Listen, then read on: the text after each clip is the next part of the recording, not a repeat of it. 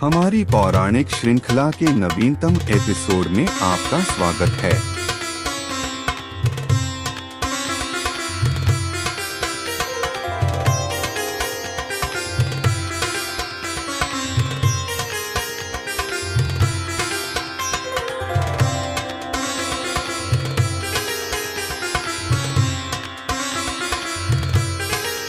हिंदू पौराणिक ग्रंथों में अनेक श्रापों का वर्णन मिलता है। हर श्राप के पीछे कोई न कोई कथाएं जरूर मिलती है।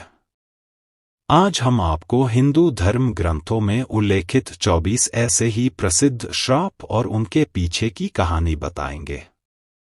1 युधिष्ठिर का स्त्री जाति को श्राप। महाभारत के शांति पर्व के अनुसार युद्ध समाप्त होने के बाद जब कुंती ने युधिष्ठिर को बताया कि कर्ण तुम्हारा बड़ा भाई था तो पांडवों को बहुत दुख हुआ। तब युधिष्ठिर ने विधि विधान पूर्वक कर्ण का भी अंतिम संस्कार किया। माता कुंती ने जब पांडवों को कर्ण के जन्म का रहस्य बताया तो शोक में आकर युधिष्ठिर ने संपूर्ण स्त्री जाति को श्राप दिया कि आज से कोई भी स्त्री गुप्त बात छिपाकर नहीं रख सकेगी। 2 ऋषि किंदम का राजा पांडु को श्राप। महाभारत के अनुसार एक बार राजा पांडु शिकार खेलने वन में गए। उन्होंने वहां हिरण के जोड़े को मैथुन करते देखा और उन पर बाण चला दिया। वास्तव में वो हिरण व हिरणी ऋषि किंदम व उनकी पत्नी थी। तब ऋषि किंदम ने राजा पांडु को श्राप दिया कि जब भी आप किसी स्त्री से मिलन करेंगे उसी समय आपकी मृत्यु हो जाएगी। इसी श्राप के चलते जब राजा पांडु अपनी पत्नी माद्री के साथ मिलन कर रहे थे उसी समय उनकी मृत्यु हो गई। 3 मांडव्य ऋषि का यमराज को श्राप। महाभारत के अनुसार मांडव्य नाम के एक ऋषि थे। राजा ने भूलवश उन्हें चोरी का दोषी मानकर सूली पर चढ़ाने की सजा दी। सूली पर कुछ दिनों तक चढ़े रहने के बाद भी जब उनके प्राण नहीं निकले तो राजा को अपनी गलती का एहसास हुआ और उन्होंने ऋषि मांडव्य से क्षमा मांगकर उन्हें छोड़ दिया। तब ऋषि यमराज के पास पहुंचे और उनसे पूछा कि मैंने अपने जीवन में ऐसा कौन सा अपराध किया था कि मुझे इस प्रकार झूठे आरोप की सजा मिली। तब यमराज ने बताया कि जब आप 12 वर्ष के थे तब आपने एक फतिंगे की पूंछ में सींग चुभाई थी, उसी के फलस्वरूप आपको यह कष्ट सहना पड़ा। तब ऋषि मांडव्य ने यमराज से कहा कि 12 वर्ष की उम्र में किसी को भी धर्म का ज्ञान नहीं होता।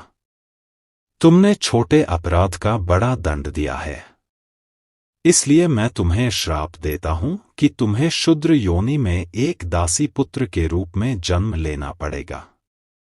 ऋषि मांडव्य के इसी श्राप के कारण यमराज ने महात्मा विदुर के रूप में जन्म लिया।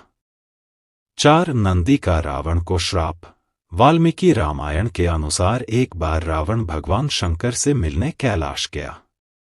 वहां उसने नंदी जी को देखकर उनके स्वरूप की हंसी उड़ाई और उन्हें बंदर के समान मुख वाला कहा।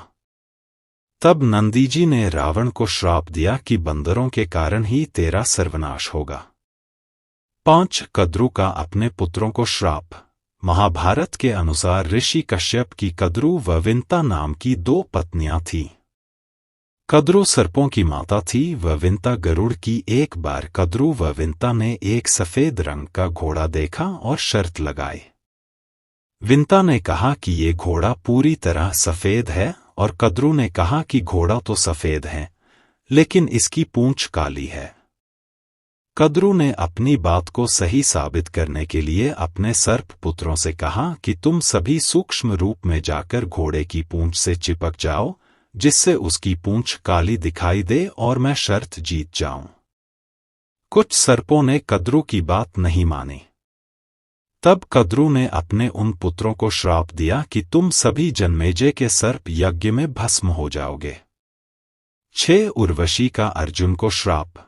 महाभारत के युद्ध से पहले जब अर्जुन दिव्यास्त्र प्राप्त करने स्वर्ग गए तो वहां उर्वशी नाम की अप्सरा उन पर मोहित हो गई। यह देख अर्जुन ने उन्हें अपनी माता के समान बताया। यह सुनकर क्रोधित उर्वशी ने अर्जुन को श्राप दिया कि तुम नपुंसक की भांति बात कर रहे हो, इसलिए तुम नपुंसक हो जाओगे, तुम्हें स्त्रियों में नर्तक बनकर रहना पड़ेगा। यह बात जब अर्जुन ने देवराज इंद्र को बताई तो उन्होंने कहा कि अज्ञातवास के दौरान यह श्राप तुम्हारी मदद करेगा और तुम्हें कोई पहचान नहीं पाएगा। 7 तुलसी का भगवान विष्णु को श्राप। शिव पुराण के अनुसार शंखचूड़ नाम का एक राक्षस था। उसकी पत्नी का नाम तुलसी था। तुलसी पतिव्रता थी, जिसके कारण देवता भी शंखचूड़ का वध करने में असमर्थ थे। देवताओं के उद्धार के लिए भगवान विष्णु ने शंखचूड़ का रूप लेकर तुलसी का शील भंग कर दिया। तब भगवान शंकर ने शंखचूड़ का वध कर दिया। यह बात जब तुलसी को पता चली तो उसने भगवान विष्णु को पत्थर हो जाने का श्राप दिया। इसी श्राप के कारण भगवान विष्णु की पूजा शालिग्राम शिला के रूप में की जाती है। 8 श्रृंगी ऋषि का परीक्षित को श्राप। पांडवों के स्वर्गारोहण के बाद अभिमन्यु के पुत्र परीक्षित ने शासन किया। उसके राज्य में सभी सुखी और संपन्न थे। एक बार राजा परीक्षित शिकार खेलते खेलते बहुत दूर निकल गए। तब उन्हें वहां शमीक नाम के ऋषि दिखाई दिए, जो मौन अवस्था में थे। राजा परीक्षित ने उनसे बात करनी चाहिए, लेकिन ध्यान में होने के कारण ऋषि ने कोई जवाब नहीं दिया। ये देखकर परीक्षित बहुत क्रोधित हुए और उन्होंने एक मरा हुआ सांप उठाकर ऋषि के गले में डाल दिया। यह बात जब शमीक ऋषि के पुत्र श्रृंगी को पता चली तो उन्होंने श्राप दिया कि आज से 7 दिन बाद तक्षक नाग राजा परीक्षित को डंस लेगा, जिससे उनकी मृत्यु हो जाएगी। 9 राजा अनरण्य का रावण को श्राप।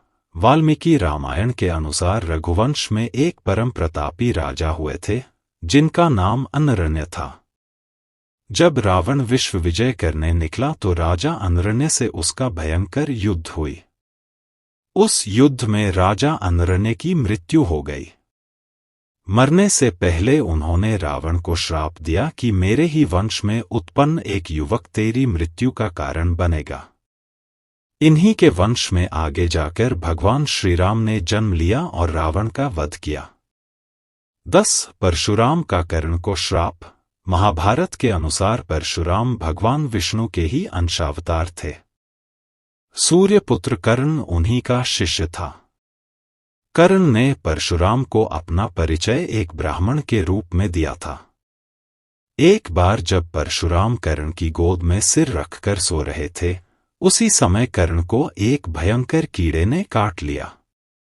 गुरु की नींद में विघ्न न आए, ये सोचकर कर्ण दर्द सहते रहे, लेकिन उन्होंने परशुराम को नींद से नहीं उठाया। नींद से उठने पर जब परशुराम ने ये देखा तो वे समझ गए कि कर्ण ब्राह्मण नहीं बल्कि क्षत्रिय है। तब क्रोधित होकर परशुराम ने कर्ण को श्राप दिया कि मेरी सिखाई हुई शस्त्र विद्या की जब तुम्हें सबसे अधिक आवश्यकता होगी, उस समय तुम वह विद्या भूल जाओगे। 11 तपस्विनी का रावण को श्राप। वाल्मीकि रामायण के अनुसार एक बार रावण अपने पुष्पक विमान से कहीं जा रहा था। तभी उसे एक सुंदर स्त्री दिखाई दी, जो भगवान विष्णु को पति रूप में पाने के लिए तपस्या कर रही थी। रावण ने उसके बाल पकड़े और अपने साथ चलने को कहा। उस तपस्विनी ने उसी क्षण अपनी देह त्याग दी और रावण को श्राप दिया कि एक स्त्री के कारण ही तेरी मृत्यु होगी। 12 गांधारी का श्री कृष्ण को श्राप। महाभारत के युद्ध के बाद जब भगवान श्री कृष्ण गांधारी को सांत्वना देने पहुंचे तो अपने पुत्रों का विनाश देखकर गांधारी ने श्री कृष्ण को श्राप दिया कि जिस प्रकार पांडव और कौरव आपसी फूट के कारण नष्ट हुए हैं, उसी प्रकार तुम भी अपने बंधु बांधवों का वध करोगे। आज से 36वें वर्ष तुम अपने बंधु बांधवों व पुत्रों का नाश हो जाने पर एक साधारण कारण से अनाथ की तरह मारे जाओगे।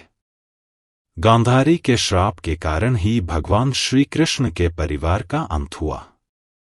13 महर्षि वशिष्ठ का वसुओं को श्राप। महाभारत के अनुसार भीष्म पितामह पूर्व जन्म में अष्टवसुओं में से एक थे। एक बार इन अष्टवसुओं ने ऋषि वशिष्ठ की गाय का बलपूर्वक अपहरण कर लिया। जब ऋषि को इस बात का पता चला तो उन्होंने अष्टवसुओं को श्राप दिया कि तुम आठों वसुओं को मृत्यु लोक में मानव रूप में जन्म लेना होगा और आठवें वसु को राज, स्त्री आदि सुखों की प्राप्ति नहीं होगी। यही आठवें वसु भीष्म पितामह थे। 14 शूर्पणखा का रावण को श्राप। वाल्मीकि रामायण के अनुसार रावण की बहन शूर्पणखा के पति का नाम विद्युज्जीव था। वो कालकेय नाम के राजा का सेनापति था। रावण जब विश्व युद्ध पर निकला तो कालकेय से उसका युद्ध हुआ। उस युद्ध में रावण ने विद्युज्जीव का वध कर दिया। तब शूर्पणखा ने मन ही मन रावण को श्राप दिया कि मेरे ही कारण तेरा सर्वनाश होगा। 15 ऋषियों का सांब को श्राप। महाभारत के मौसल पर्व के अनुसार एक बार महर्षि विश्वामित्र, कण्व आदि ऋषि द्वारका गए। तब उन ऋषियों का परिहास करने के उद्देश्य से सारण आदि वीर कृष्ण पुत्र सांब को स्त्री वेश में उनके पास ले गए और पूछा कि इस स्त्री के गर्भ से क्या उत्पन्न होगा। क्रोधित होकर ऋषियों ने श्राप दिया कि श्री कृष्ण का ये पुत्र वृषणी और अंधकवंशी पुरुषों का नाश करने के लिए लोहे का एक भयंकर मूसल उत्पन्न करेगा, जिसके द्वारा समस्त यादव कुल का नाश हो जाएगा। 16 दक्ष का चंद्रमा को श्राप। शिव पुराण के अनुसार प्रजापति दक्ष ने अपनी 27 पुत्रियों का विवाह चंद्रमा से करवाया था। उन सभी पत्नियों में रोहिणी नाम की पत्नी चंद्रमा को सबसे अधिक प्रिय थी। यह बात अन्य पत्नियों को अच्छी नहीं लगती थी। ये बात उन्होंने अपने पिता दक्ष को बताई तो वे बहुत क्रोधित हुए और चंद्रमा को सभी के प्रति समान भाव रखने को कहा, लेकिन चंद्रमा नहीं माने। तब क्रोधित होकर दक्ष ने चंद्रमा को क्षय रोग होने का श्राप दिया। 17 माया का रावण को श्राप। रावण ने अपनी पत्नी की बड़ी बहन माया के साथ भी छल किया था। माया के पति वैजयंतपुर के शंभर राजा थे। एक दिन रावण शंभर के यहाँ गया। वहां रावण ने माया को अपनी बातों में फंसा लिया। इस बात का पता लगते ही शंभर ने रावण को बंदी बना लिया। उसी समय शंभर पर राजा दशरथ ने आक्रमण कर दिया। इस युद्ध में शंभर की मृत्यु हो गई। जब माया सती होने लगी तो रावण ने उसे अपने साथ चलने को कहा। तब माया ने कहा कि तुमने वासना युक्त होकर मेरा सतीत्व भंग करने का प्रयास किया, इसलिए मेरे पति की मृत्यु हो गई, अत तुम्हारी मृत्यु भी इसी कारण होगी। 18 शुक्राचार्य का राजा ययाति को श्राप। महाभारत के एक प्रसंग के अनुसार राजा ययाति का विवाह शुक्राचार्य की पुत्री देवयानी के साथ हुआ था। देवयानी की शर्मिष्ठा नाम की एक दासी थी। एक बार जब ययाति और देवयानी बगीचे में घूम रहे थे, तब उसे पता चला कि शर्मिष्ठा के पुत्रों के पिता भी राजा ययाति ही हैं, तो वह क्रोधित होकर अपने पिता शुक्राचार्य के पास चली गई और उन्हें पूरी बात बता दी। तब दैत्य गुरु शुक्राचार्य ने ययाति को बूढ़े होने का श्राप दे दिया था। 19 ब्राह्मण दंपत्ति का राजा दशरथ को श्राप। वाल्मीकि रामायण के अनुसार एक बार जब राजा दशरथ शिकार करने वन में गए तो गलती से उन्होंने एक ब्राह्मण पुत्र का वध कर दिया। उस ब्राह्मण पुत्र के माता पिता अंधे थे। जब उन्हें अपने पुत्र की मृत्यु का समाचार मिला तो उन्होंने राजा दशरथ को श्राप दिया कि जिस प्रकार हम पुत्र वियोग में अपने प्राणों का त्याग कर रहे हैं, उसी प्रकार तुम्हारी मृत्यु भी पुत्र वियोग के कारण ही होगी। 20 नंदी का ब्राह्मण कुल को श्राप। शिव पुराण के अनुसार एक बार जब सभी ऋषिगण, देवता, प्रजापति, महात्मा आदि प्रयाग में एकत्रित हुए तब वहां दक्ष प्रजापति ने भगवान शंकर का तिरस्कार किया। यह देखकर बहुत से ऋषियों ने भी दक्ष का साथ दिया। तब नंदी ने श्राप दिया कि दुष्ट ब्राह्मण स्वर्ग को ही सबसे श्रेष्ठ मानेंगे तथा क्रोध, मोह, लोभ से युक्त हो निर्लज्ज ब्राह्मण बने रहेंगे। शूद्रों का यज्ञ करवाने वाले व दरिद्र होंगे।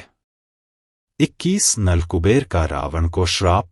वाल्मीकि रामायण के अनुसार विश्व विजय करने के लिए जब रावण स्वर्ग लोक पहुंचा तो उसे वहां रंभा नाम की अप्सरा दिखाई दी। अपनी वासना पूरी करने के लिए रावण ने उसे पकड़ लिया। तब उस अप्सरा ने कहा कि आप मुझे इस तरह से स्पर्श न करें, मैं आपके बड़े भाई कुबेर के बेटे नलकुबेर के लिए आरक्षित हूं, इसलिए मैं आपकी पुत्रवधू के समान हूं। लेकिन रावण ने उसकी बात नहीं मानी और रंभा से दुराचार किया। यह बात जब नलकुबेर को पता चली तो उसने रावण को श्राप दिया कि आज के बाद रावण बिना किसी स्त्री की इच्छा के उसको स्पर्श करेगा तो उसका मस्तक 100 टुकड़ों में बंट जाएगा। 22 श्री कृष्ण का अश्वत्थामा को श्राप। महाभारत युद्ध के अंत समय में जब अश्वत्थामा ने धोखे से पांडव पुत्रों का वध कर दिया, तब पांडव भगवान श्री कृष्ण के साथ अश्वत्थामा का पीछा करते हुए महर्षि वेदव्यास के आश्रम तक पहुंच गए। तब अश्वत्थामा ने पांडवों पर ब्रह्मास्त्र का वार किया। ये देख अर्जुन ने भी अपना ब्रह्मास्त्र छोड़ा। महर्षि व्यास ने दोनों अस्त्रों को टकराने से रोक लिया और अश्वत्थामा और अर्जुन से अपने अपने ब्रह्मास्त्र वापस लेने को कहा। तब अर्जुन ने अपना ब्रह्मास्त्र वापस ले लिया, लेकिन अश्वत्थामा ने अपने अस्त्र की दिशा बदलकर अभिमन्यु की पत्नी उत्तरा के गर्भ की ओर कर दी। तब अश्वत्थामा को अपने माथे की मणि समर्पण करने के लिए कहा गया और कृष्ण ने श्राप दिया कि वह अपनी चोटों से खून और मवाद बहते हुए 3000 वर्षों तक जंगलों में घूमता रहेगा और कोई भी उससे बात नहीं करेगा। इसके बाद अश्वत्थामा फिर कभी न दिखने के लिए जंगल में चला गया। हमारी सामग्री का आनंद ले रहे हैं? बिना भूले हमारे चैनल को लाइक करें और सब्सक्राइब करें। ज्यादा रात के मनोरंजन और विश्राम के माहौल के लिए शांतिपूर्ण ध्वनियों, शांत दृश्यों और शांति के पलों का इंतजार करें। हमारी समुदाय में शामिल हों और संगीत, तस्वीरें और विश्राम के माहौल में संगठित हों। मीठे सपने आपका इंतजार कर रहे हैं। धन्यवाद। सुरक्षित रहें और खुश रहें।